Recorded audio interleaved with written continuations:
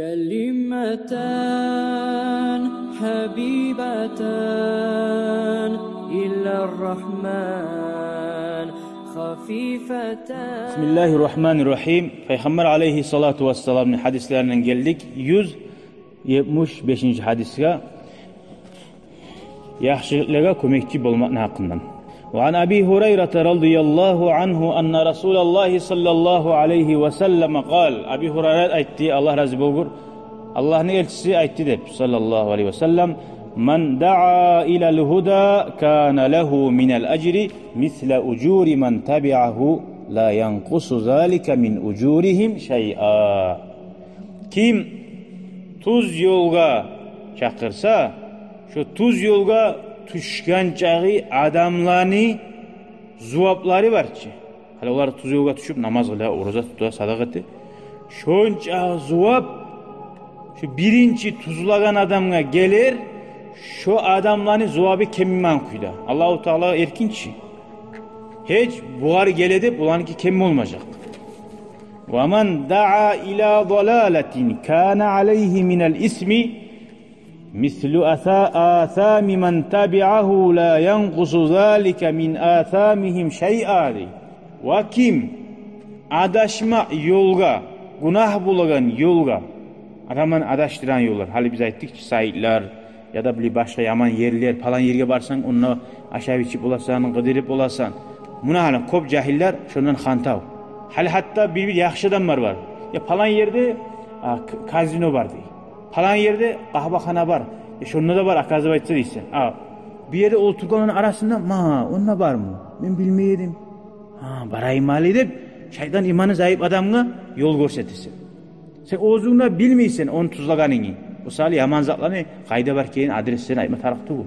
Şu adamına günahlar gelir, şununla bari şu yolda günah nece adam etken olsa bir de şu anı günahları kim olmayan kuyda şunca günah sağa da gelir deyin. Ama sağa günahları gelir de ulanı günahları kim olmayı. Anlaşıldı mı? Bir onun malini alsan bozunkundan kim ola. Buna günahlar da bolmayı. Ravah Müslim. Suysan, hali şu yaman yolga söyleyen sözümle tuzla ya da bir eteğin işinle tuzla. Görsetip kolumla barça oram etip.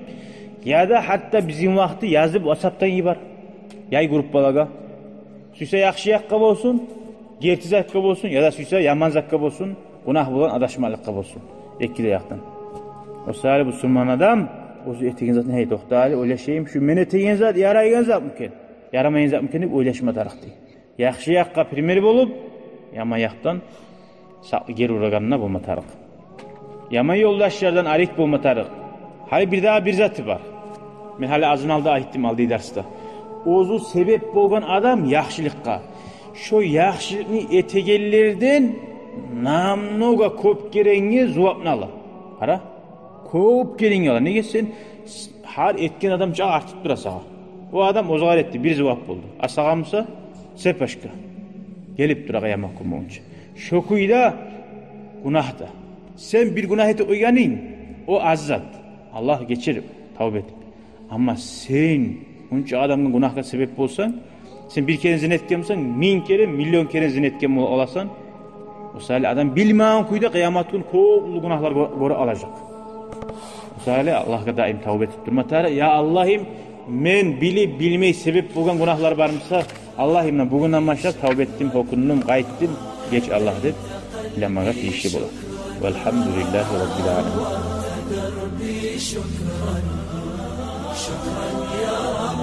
شكرا يا ربي شكرا هديت قلبي شكرا نورت دربي شكرا شكرا يا رب.